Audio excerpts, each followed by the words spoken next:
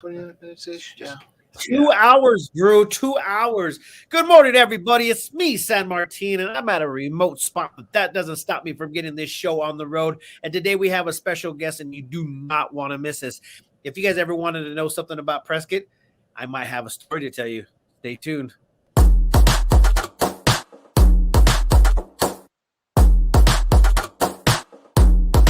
Welcome to the 863 Morning Show with your hosts, San Martin Rodriguez and Eric Knight.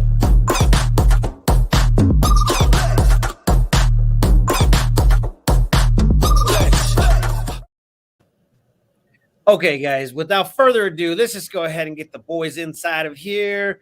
Exit solo layout. How you guys doing this morning? Well, you got somebody Prescott famous here. You always ask. He's like, "What makes you famous?" This guy is famous right here. Yes, if you're online at all. Yeah. And we want to know more about what Prescott has to offer. I've been here for 40 plus years, and I don't know half the stuff that Drew knows, but we definitely want to go ahead and get to know him a little bit better. But wait, we got to talk about the day. Oh, gosh, Eric, we always need to talk about that day. Let's do it.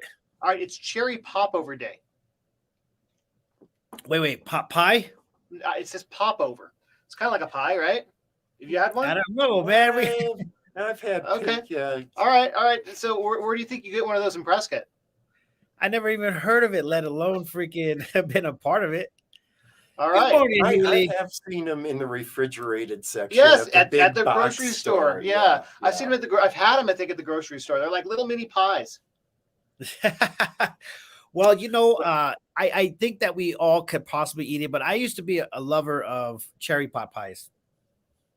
It's kind of, I think they're kind of similar. I don't know about the pot part, but you have to have vanilla ice cream with cherry pie. There you go. Yeah.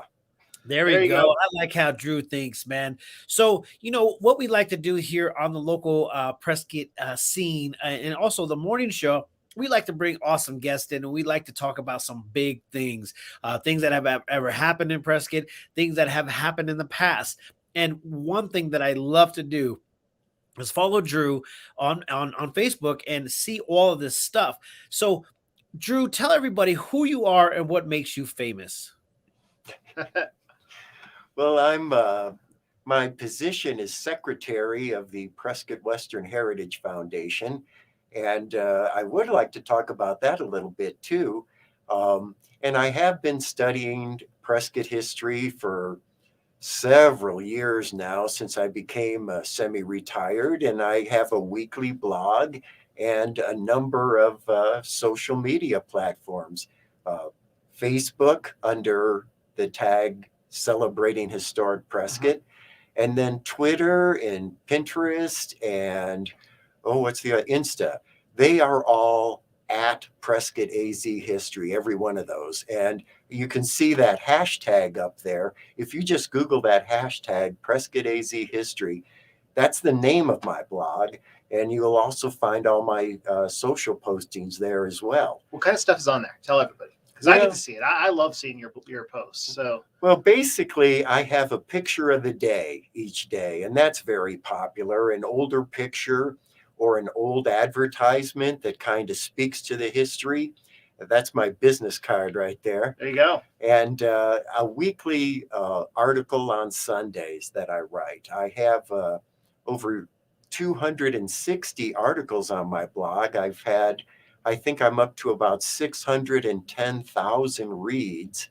About 15% of those from outside the United States. Really? So yeah, interesting. I don't know how they found me, but anyway, so it's very popular, and you can take a look at all those old pictures and comment on them and have a good time. And I've also wrote a book. I don't know where you want to get to that. There it is, with my co-author Brad Courtney of the Whiskey Row Historian fame. So, all right. So what's in the book? Well, it's called Murder and Mayhem in Prescott. Okay. And it's about murder and mayhem in Prescott. Some of the, it's a true crime book, and some of the more fantastic true crime stories are in it. As I said, Brad Courtney, my co-author, he's the Whiskey Row historian, and he talks about some of the murders that happened there. I think his favorite story is the dynamite demon of Whiskey Row, who tried to blow up the Palace Ha! bar from the basement, trying to kill a woman in a love triangle. And I take it wasn't successful. no, he was Okay. not. He Okay. just did some damage. But they say that basement of the palace is well haunted even to this day. So that might be a part of the Okay, and he's reason. put a picture of the book up now. So where do people find this book at? Well, you can find it at the local bookstores that carry it. It's on Amazon. It's at the Palace. And you can get it at the Western Heritage Foundation, which is the thing that I wanted to talk to you about that I was secretary of the board on. The Western Heritage Center is located across from the plaza on Whiskey Row in the old Sam Hill hardware store, 156C. And it's a unique thing. It's kind of a combination between a welcome center and a museum because it promotes all the local museums we have here in Yavapai County. The Phippen Museum and the Museum of Indigenous Peoples. We have an exhibit of theirs. And also we have a number of exhibits from local families who wanted their stuff to be seen and found out that if you go to some museums, your stuff's just going to end up in a basement. So we don't have any storage. We rotate these family exhibits in and out. So there's always something new for the locals. So if you're ever downtown, stop on in. We're open Thursday through Sunday, 10 to 5, with Sunday being 11 to 4. But we have an exhibit about the Rough Riders, because that idea of the Rough Riders originated in Prescott with Bucky O'Neill. And we have the world's oldest rodeo exhibit, an exhibit on mining and ranching, all the museums in Yavapai County law enforcement, which they have had several renowned cases, even besides the book, that have been on TV and movies and so forth. And it's an excellent place. The readers of the Courier newspaper voted it the best museum, although we don't call ourselves a museum. That's kind of where it fits in. So it's a progressive place, an interesting place, and something that really wants to get out the history of Yavapai County in a new and progressive way to So the public. how often do you change it? Because people go see it and they're like, oh, I saw that last year. How often do things get changed? Yeah, quarterly. Quarterly. Okay. basically. So if you went and saw it last quarter, it'll be different next quarter. That's right. All right. Yeah, the most recent things we put up there are an exhibit about the Smoke Eye people. The Museum of Indigenous Peoples used to be called the Smoke Eye Museum, and it was a fraternal group of, frankly, mostly Anglo businessmen who would, dress up and have a snake dance and so forth, which is certainly, not really the thing you do today. Right. It got canceled, I believe, 1990 or so. Oh, wow. But they also collected most of the baskets and the stuff that you see in the Smoke Eye Museum. So Smoke Eye people should get credit for that. And plus, they saved the rodeo the first couple of years they were in existence. Okay. So that's one of the new ones. Skull Valley's Historical Society is closed right now, so they have an exhibit there at the Western Heritage So it's not Center. just Prescott. It's the whole Yavapai County. Okay. Yeah, All right. absolutely. I've heard some interesting stories about Skull Valley. You're going to have to tell me afterward. Yeah, I wanna know yeah. if they're- how true they Skull are. Valley Yeah. is More. I have a is question for you, Drew. All right. Drew, Everything's got a question. there's a history of a lot of Asian people that have lived in Prescott, Arizona. There is a bush that is actually growing in the creek area that I saw out there in Hawaii, right next to the Buddhist temple that is kind of out there in general. And it was the same plant that was right there down in the creek. Do you know anything about some of the stuff that they brought to Prescott, Arizona that is still lingering here?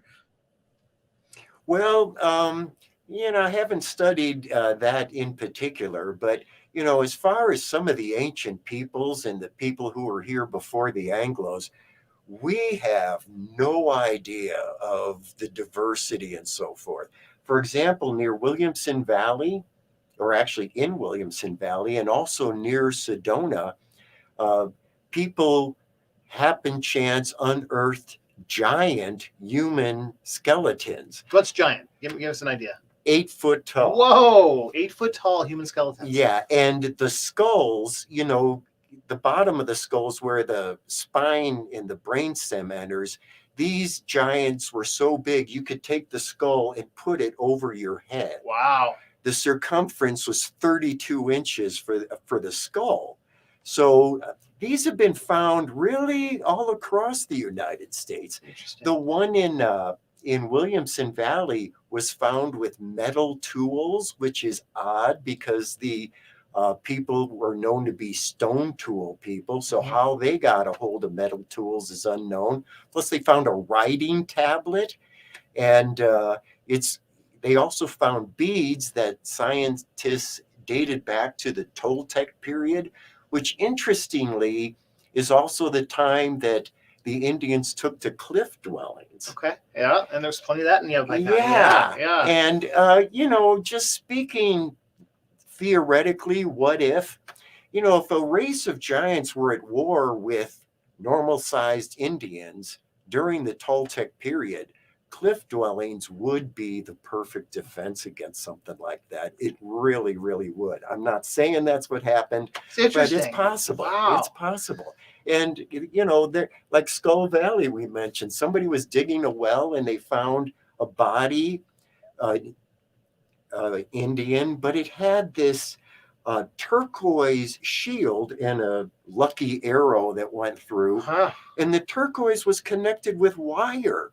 And there shouldn't have been wire back then. And there are a lot of questions and a lot of mysteries about what's underneath our feet. We have little to no idea what was going on around here. Where can you find all of this history that you're talking about currently? I mean, like, I want to know where. My blog. There you go. Yeah. Well, how do you choose? I've seen your photos and stuff each day. How do you choose it? Oh, well, the photos, basically with it being a photo a day, that's a hungry furnace. So basically anything of appeal is something that I'll grab a hold of. Now, if you guys want to know more about Drew's blog, I'm scrolling it on the bottom on the ticker right there. If you guys want to go there to the PrescottAZHistory.blogspot.com, you'll be able to find out more about this. So this is one of the coolest things ever, is to be able to talk and ask questions. So everybody also wants to know about the tunnels down in downtown Prescott, Arizona. There's a lot of questions about the tunnels in Prescott. Okay, yep, I've heard that a lot. There are basements. There is a passage under the courthouse for civil defense back in the Cold War. Really? But other than that, there are no tunnels. And for one thing, a lot of people say, well, the Chinese, they had to go underground because, or the elite, the business owners had to go underground to get to the brothels and stuff. The businessmen owned the brothels.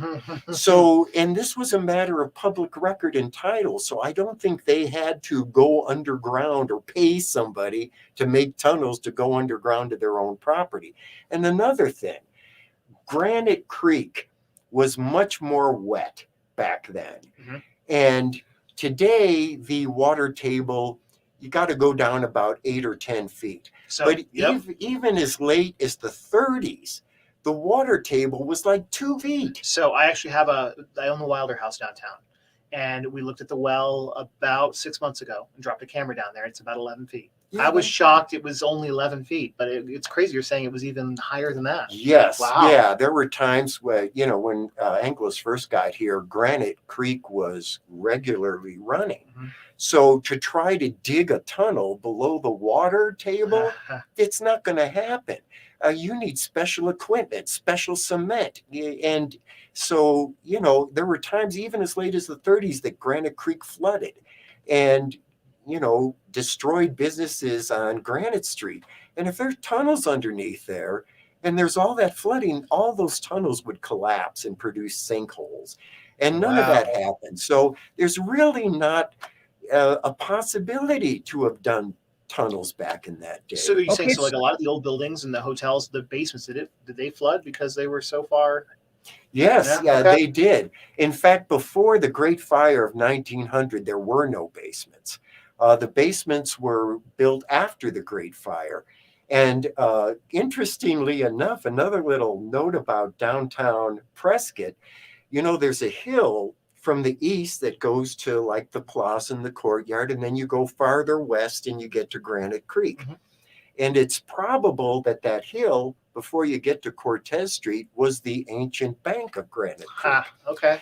Now, when they were building the new courthouse, they dug down to the bedrock and they started finding flakes of gold. And Granite Creek was known to find flakes of gold. So they, just for fun, they assayed it. And the gold sitting under the gold courthouse is 2 ounces to the ton. Whoa, that's a pretty good density. Yeah. It's a huge density. Every single bulldozer scoop of dirt underneath the courthouse would produce, about $3,000 or more today? So some of the people who did their basements, like the palace and so forth, they went ahead and they got the gold out of that dirt, and I'm sure it helped pay for the basements that they were digging. Okay, so I have another question that obviously not only haunted me, but it actually thought, like, did this really happen? So the old junior high of downtown Prescott, Arizona, some people say that the football field used to be an Asian cemetery. Is this something that you know about? I haven't heard of it being an Asian cemetery. That was the location of the first building in Prescott, a store that's now located in Charlotte Hall Museum. And that area used to be known, I believe, as Goose Flats or something. But as that is right adjacent to Granite Creek, and it is floodplain. And that's why they decided to put a football field there instead of a building. Makes sense. Because there still is the possibility of Granite Creek flooding, and that football field would be definitely one of the places that floods first. Exactly. So, hey guys, if you guys are out there right now and you have some questions, just ask them. Right now, Gene Ogle Von Epp says, can we explore the tunnels? And I think that's a no. We cannot explore the tunnels unless somebody gives you access. Yeah, no, I mean, those basement areas on Whiskey Row can be accessed if you know somebody. There's insurance situation, there's electric lines running through, and it looks like there used to be a hallway kind of in front of the buildings where delivery people could go downstairs. Some of those stairs still exist and make their deliveries. And there are some places like in front of the palace where there are glass cubes in the sidewalk that would light that area. Is that what? Okay, that makes sense. I've seen those. Yeah. And that would light those areas. But it really wasn't a tunnel to get away from people or to protect the Chinese. The Chinese were out and about. There wasn't like there was a bunch of adolescent gangs looking to beat up on the Chinese. Don't get me wrong, the Chinese had it tough here. They were discriminated against a lot, but it's not like their lives were in danger walking around, So yeah, the tunnels is really just it's just not true. All right. So what is the most interesting thing that people don't know about downtown that you've uncovered? About downtown? Yeah. Well, I think the finding of the gold certainly is a big thing. Don't go to the courthouse and start digging for gold. No, you'd have to get down to the bedrock to do it. So you'd have to get down a long ways. But if we ever needed a new courthouse, it'd be under it. It would be under it. The story of the building of our new courthouse is interesting. They got a couple of master stonemasons from Scotland to come live here for a couple of years to put that together. And if and when they ever did take that down, they would find numbers painted on the back of every single one of those stones so that they'd be put in the right place. There was a rumor there was a time capsule in the corner, one of the cornerstones. Is that true? Or it is absolutely true. Okay, that's cool. And there's a plaque there. And in fact, it was supposed to be opened in 2017, 100 years after the courthouse was built, but it wasn't. Some engineers took a look at it. They were scared about it hurting the building, that opening it up might cause $1 million in damage. Wow. So and we kind of know some of the things that are in there anyway. Okay. Yavapai magazine, the latest edition of that. Well, you go down the street to Cortez, you might be able to buy that for $20. Okay, that's fair. And, there are other things that are 100 years old. And, maybe in another 400 years, when things are 500 years old, it might be a little more worth it. Dirty hanky from, colonial times is priceless. At that point, they'll clone the people from it. Yeah, that's right. That's right. So they decided not to open up the time capsule, but the southeastern corner, there's a plaque of where the time capsule is, and it says to be opened in 2017. It never got done. So. Okay. That's cool. I heard about that rumor, but I didn't know why it didn't get opened. And everybody's like, "Oh, it's not there." Yeah, that is very, very cool, guys. I just like the history of Prescott. It always amazes me. Drew, you're a very important asset to our community in a way that nobody really knows. So once again, tell everybody how to get a hold of you and where they find you all the time. All righty. Well, you want to get a hold of me. So much of my stuff is based on Prescott AZ history. My email is prescottazhistory@yahoo.com. Is that all one word? All one word. Okay. All one word, no dashes or anything like that. And as I said, Twitter and Insta and Pinterest, that's all at Prescott AZ History. And then that hashtag right there. That's the name of my blog. And it's also, you'll find me if you Google that. You'll get a whole sheet of my pictures and my articles, and you'll be able to find me quite easily that way. And I'm going to go ahead I followed his stuff for some time, and it's I always love seeing it pop up, and especially the photos and the history and the stories. I mean, it is such a cool. I mean, your blog goes back years. Yes. When did you start it? Oh, here's it. About the giant 5 or 6 years ago. Yeah. If you scroll down to the very, very bottom there, you'd see how many readers I have. I hadn't checked it this morning. Okay, right here. Yeah. There it is. There it is at the bottom. What does that say? I can't read it. 617,302 total pages. Wow. Yeah. And he's saying people from all over the world go there. Yes, it's amazing. The former Iron Curtain, Eastern Europe, they really love hearing about the Old West. They really enjoy it. I have a lot of followers from back there. There it is. Okay. Yeah, and you can see there my local media, my social media links are on every article there at the bottom.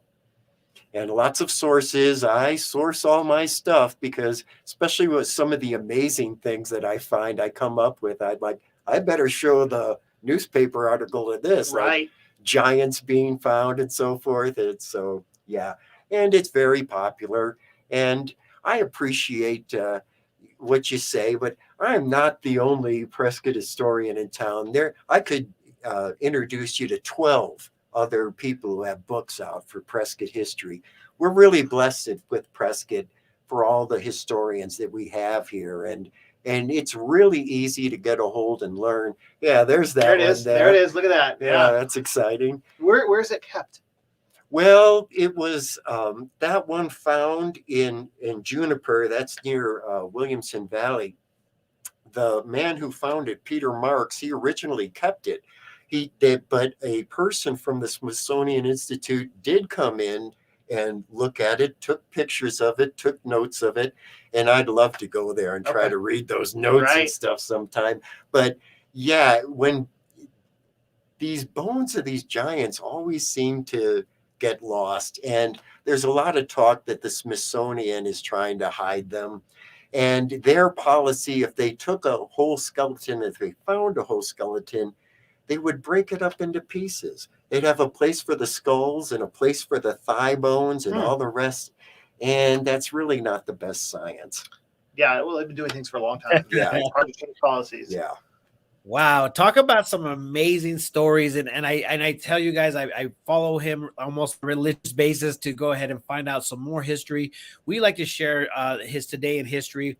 today. What is today's in history for you? You remember what today's is? I'd have to check on my computer, Okay. I think. But yeah, with so many articles, I do have a lot of things that happened on particular days. That's a fact. Well, so obviously this doesn't make him rich. So the books and things like that, you got to go out and buy them and support him for sure. Yeah, I appreciate that. And I'm under contract to write Murder and Mayhem in Jerome. That ought to be coming out a year from September. Nice. Yeah, so we'll have a second book out for you as well. Talk about amazing stuff. Oh, I'm sorry, go ahead. No, go ahead. Oh, I was going to say another thing on my blog. I have a little list of indexes that you can look at for whatever you're interested in, because it's an eclectic mixture. I have Supernatural and Bizarre, which has the giants and also UFO waves. Sedona's known for that, but we've had landings here, according to the newspaper. Oh, don't get him started. Yeah, and so and there's also a index of how our place names got their names, what the towns and stuff are named after in their early histories, and that's a really popular thing. I hope to write a book about that. I always laugh that Prescott was named after somebody who never actually went to our King Prescott. So and the first governor, he never made it here either. He died before he transport. got here. Yes, that's right. So such cool stories. All right, so I want to show one more. I want to show one more thing so you guys can see some of the stuff that you'll be able to see on his blog spot. Here this one is, guys. Let me switch this up real quick so you guys can see this. All right. Yes. Can you talk a little bit about this before and then we'll end it out after this, but this is crazy. Yeah, no, that's true. That does come under the my supernatural and bizarre aspect there. But there has been stories about Bigfoot or Sasquatch going back to Indian lore. Talk was that they'd spend summers on the Mogollon Rim, and then they'd go into the Verde Valley in the Prescott area to spend their winters, because it's a lot more temperate. Yeah. And I've heard of accounts in Hell's Canyon and in around Thumb Butte.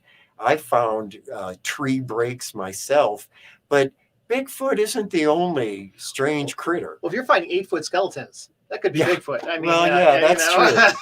The metal tools and the writings have that. But anyway, there are, in my opinion, and from the sightings, a big, vibrant, nocturnal ecosystem that a lot of them are found around Route 66, and that's due because there's a lot of lava tubes around that area in caves and places where nocturnal beasts can live. One of them is potentially this giant bird that has a curved beak. And in the Wapataki ruins, there's a pictograph of this bird with this giant curved beak with a human figure in its mouth. And in the 1860s, down around Tombstone, there's a picture of several guys standing in behind with guns, a giant bird that's spread out with this curved beak. And so, that's kind of interesting that the Indians would have a picture of that, and there would be an old photograph of a beast like that. So there are some bizarre critters living out there. I believe it. I mean, it's a lush area. Yeah, it is. It is. That's insane. This is one of the best morning shows that we've ever had. I love history, and especially when it comes down to Prescott, Arizona. And once again, guys, this is one of the coolest things that have ever happened to Prescott, especially having all these historians. And there is a lot of books that are out there right now currently.